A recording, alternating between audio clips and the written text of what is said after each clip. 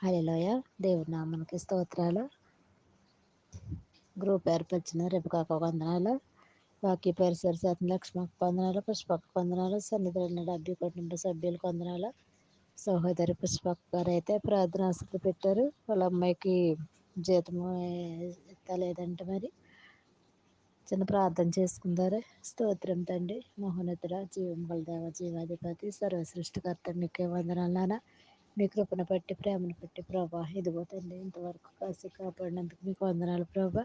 తండ్రి నా ప్రభా, ఇదిగో తండ్రి రాత్రికాల సమయంలో మీ పాదాల చెందుకు ప్రార్థన వస్తుంది ప్రభా. ఇదిగో సహోదరి పుష్పమ్మ గారు అయితే తండ్రి నా ప్రభా, పుష్పక్క అయితే ప్రార్థన ఆసక్తి పెట్టారు ప్రభా.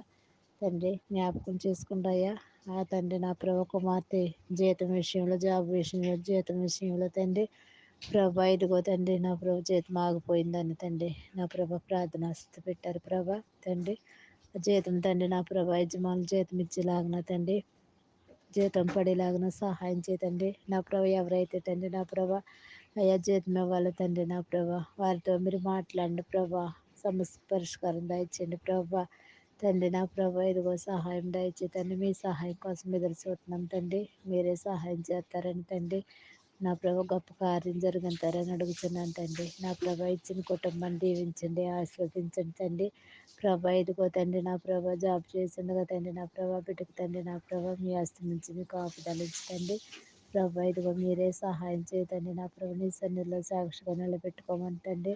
సహోదరి తండ్రి నా ప్రభు పుష్పక గారిని కూడా జ్ఞాపకం చేసుకుంటండి. సహోదరికి మంచి ఆరోగ్యం ఇచ్చి బలపరచమని తండ్రి. మీరే కాసి కాపాడమని తండ్రి నా ప్రభు.